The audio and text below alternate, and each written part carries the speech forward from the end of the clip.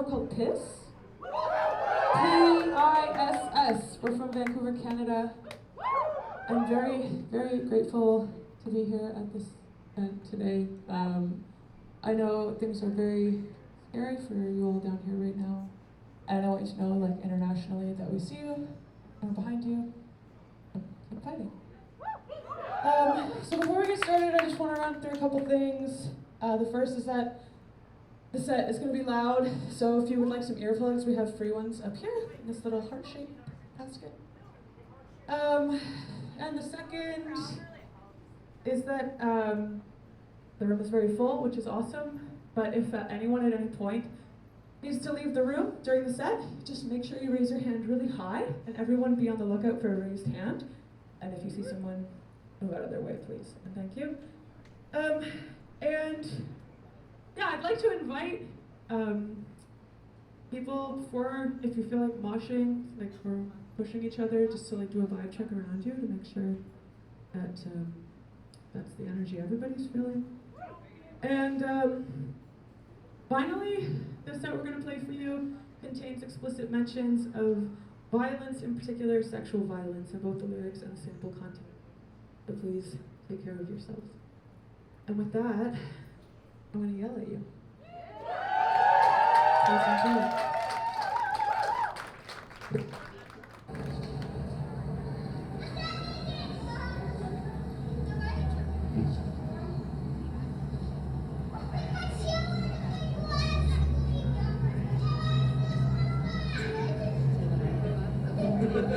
When I grow up, I want to be an astronaut.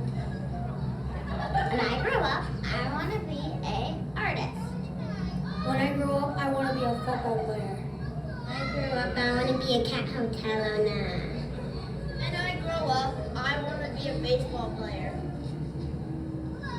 When I grow up, I want to be...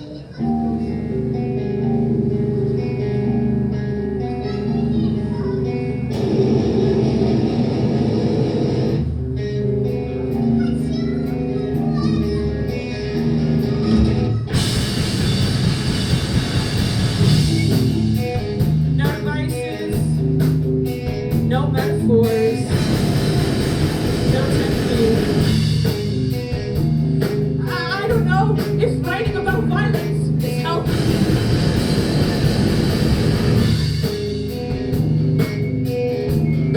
Am I helping you? I keep trying to make my pain mean something. I spent my life trying to turn my pain into something useful. I spent my life trying to turn my pain into something beautiful.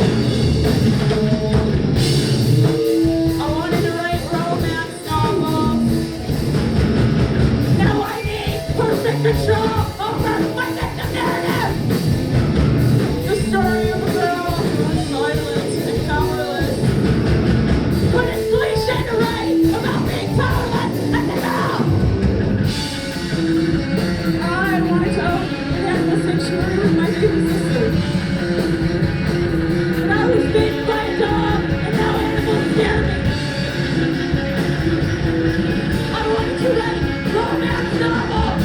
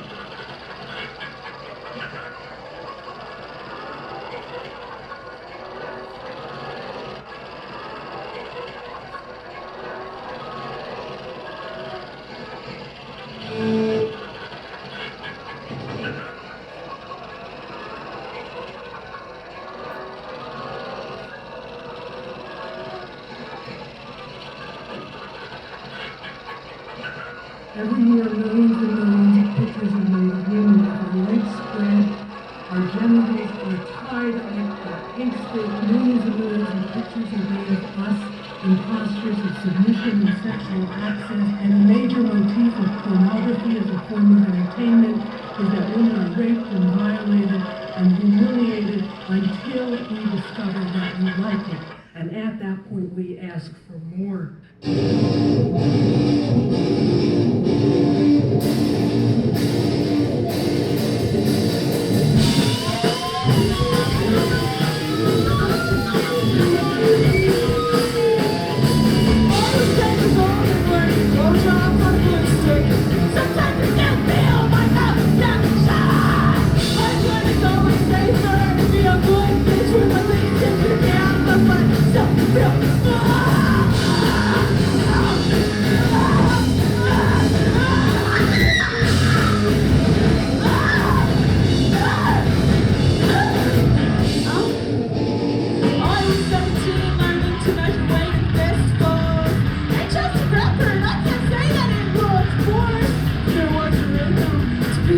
Chosen one, but we can be alive. We're learning to get the iron water's king. I place my fingers out of moving from the edge. There's the stickiness of my tongue. I never wash it out. They always say I can sing, I don't.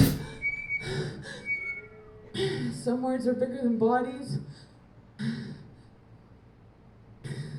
I never learned how to get them out of my mouth.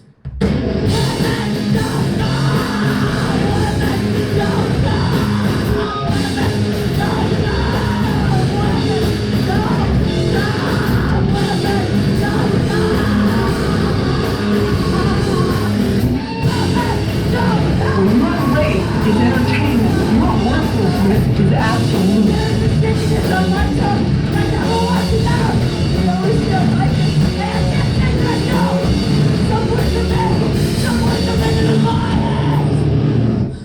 I never learned how to get them out of my mouth.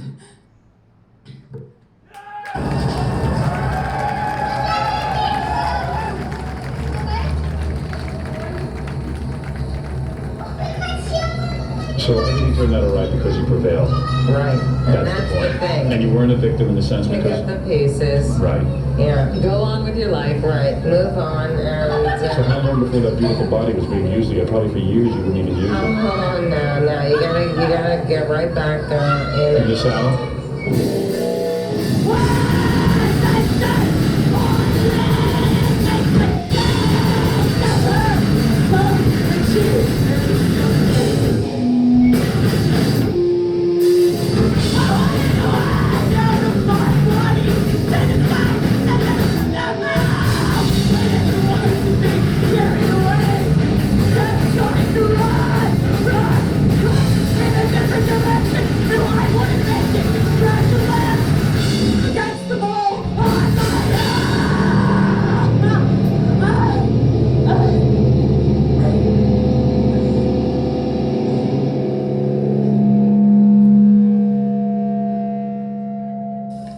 We have to find some way to keep the rapists off the street.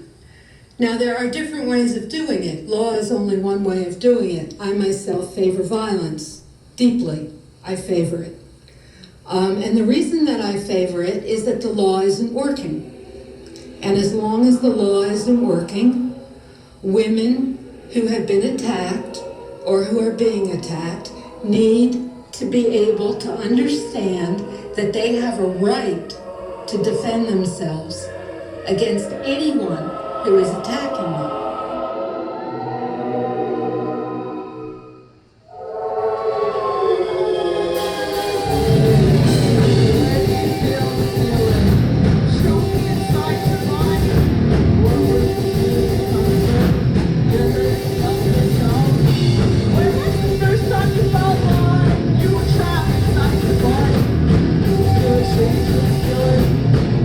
For something else.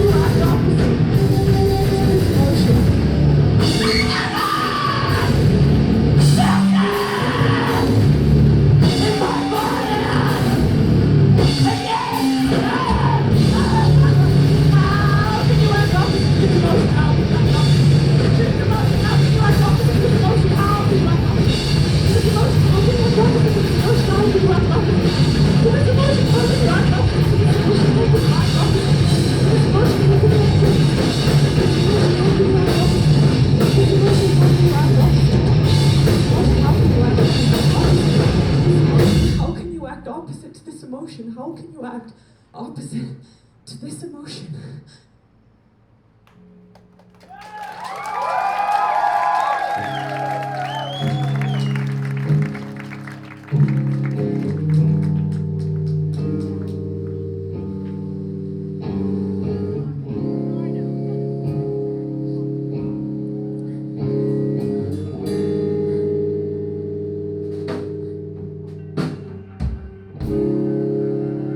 Interior, girl's bedroom, nighttime. A girl lays on her back in the dark, staring at the cut. Sorry, I could do better. Again. Interior, a girl's bedroom, nighttime. A girl lays on her back in the dark, staring at the ceiling. Something has been cut. Sorry. Again. A girl lays on her back in the dark, staring at the ceiling. Something has been weighing on her for a long time. The room is lit by the face of her cell phone. His number is dialed. She's finally going to cut. Again. A girl lays on her back in the dark, staring at the ceiling. Something has been weighing on her for a long time. The room is lit by the face of her cell phone. His number is dialed. She's finally going to let him have it.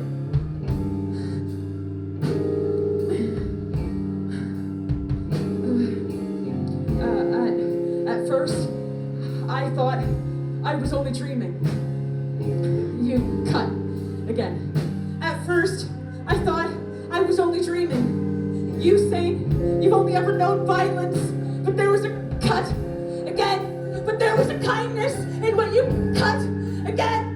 But there was a kindness in what you did. How each night you cut. Again. How each night you waited for me to leave so you could cut. Again. How each night you waited for me to leave so you could be alone with my body.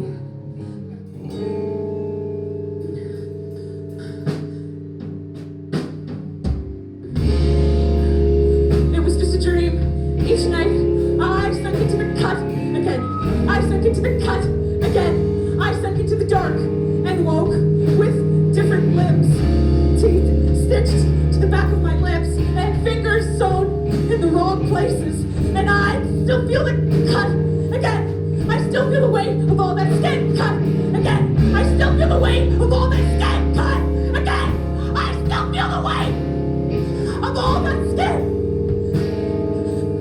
While you wake up every morning, stepping light as ever.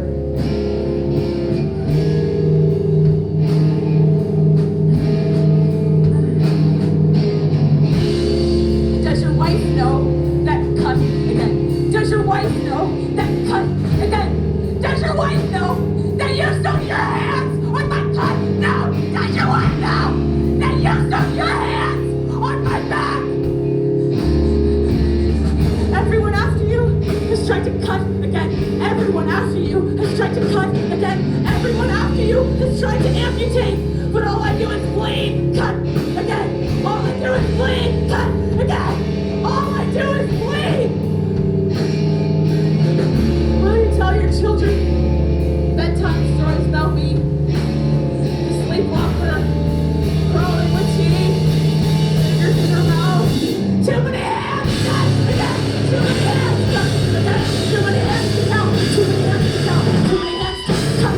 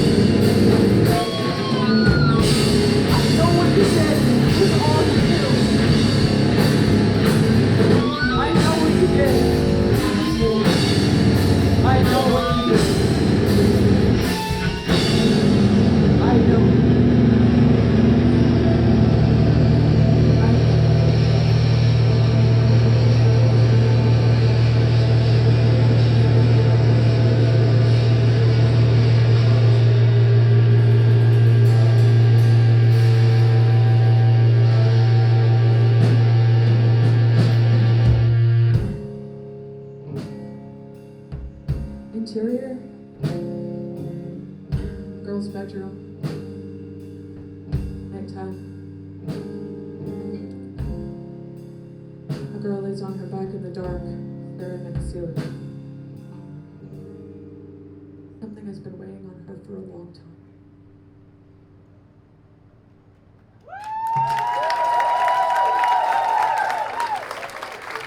So I want to hold men 100% responsible for their actions, but that is within a particular political context. And when we're talking about patriarchy, misogyny, which is the hate of women, and a rape culture that's held up by heteropatriarchy, white supremacy, and capitalism, and environmental violence, that man is responsible for his actions, but he is not responsible for being brought into that context. Our boys are being raised in a rape culture, and then we're individually rolled into responsible as if they invented misogyny. They didn't invent misogyny, they're swimming in it. As activists, we believe it is our collective obligation to change the structures of inequity, the structures of social injustice that promote a rape culture. Then, if we don't serve this young man who's willing to talk to us, women and children are going to pay forever for that, and he is going to suffer. All of our suffering is connected, as is all our liberation, right? Our paths to liberation are connected with each other.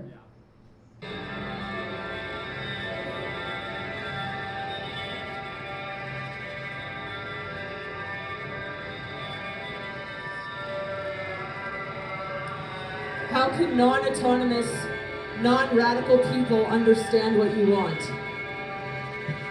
Armed actions do have a scareaway effect.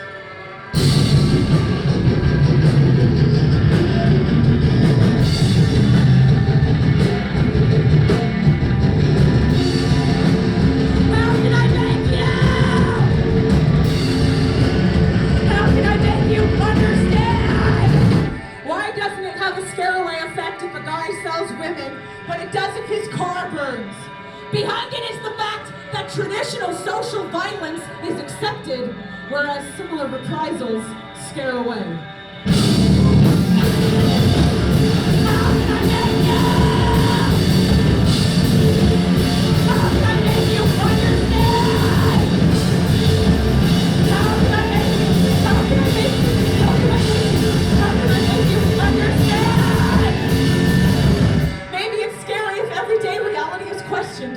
Women who get it pounded into their heads from the time that they are little girls, that they are victims, get scared when confronted with the fact that women are neither victims nor peaceful.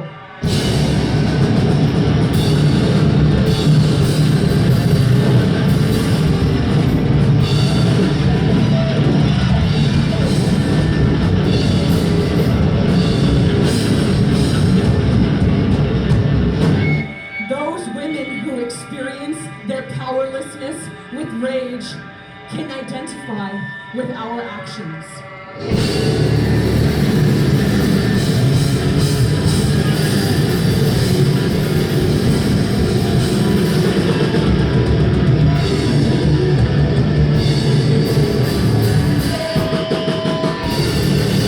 As every act of violence against one woman creates an atmosphere of threat against all women.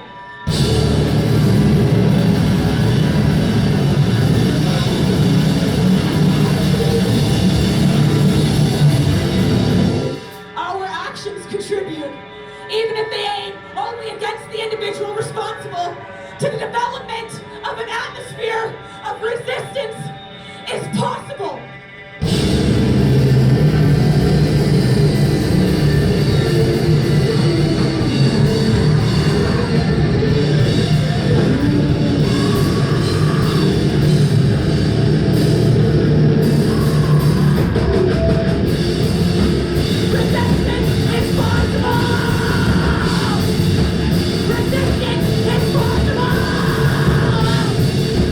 Resistance is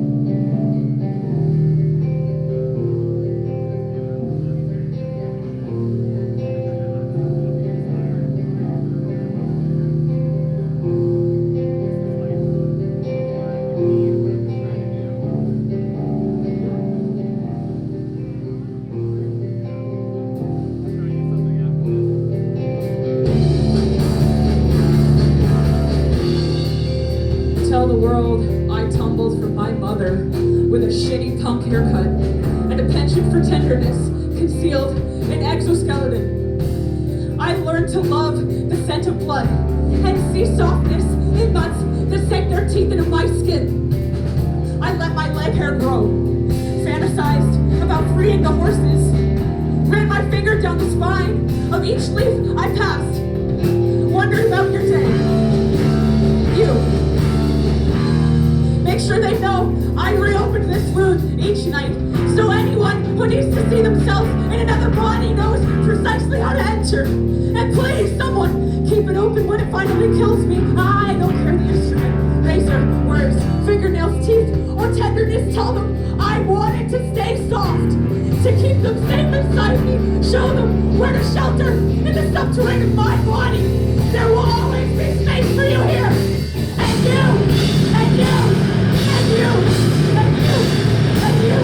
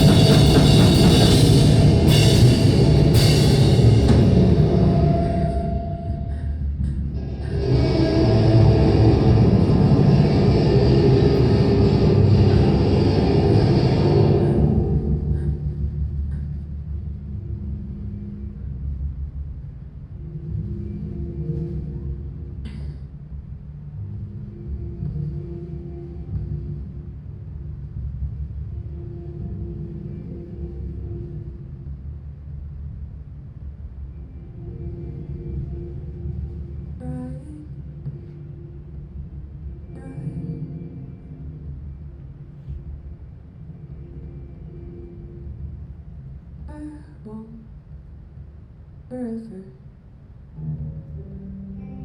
Horses. Left. Living. Bodies. Trying.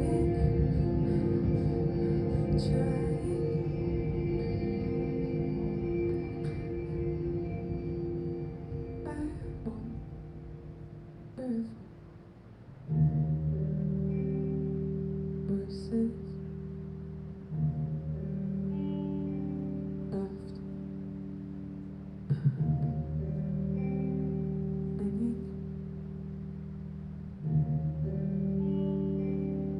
Body.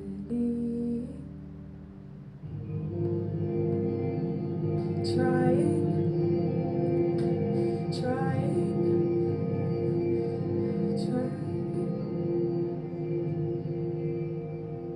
I won't leave forever. Horses. Left.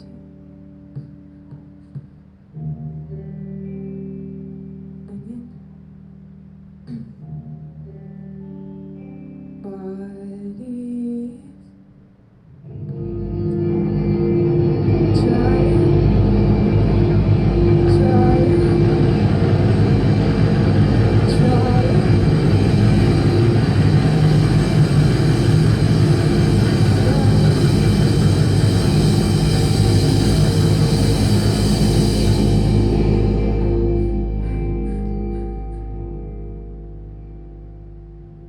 I won't leave forever. Horses.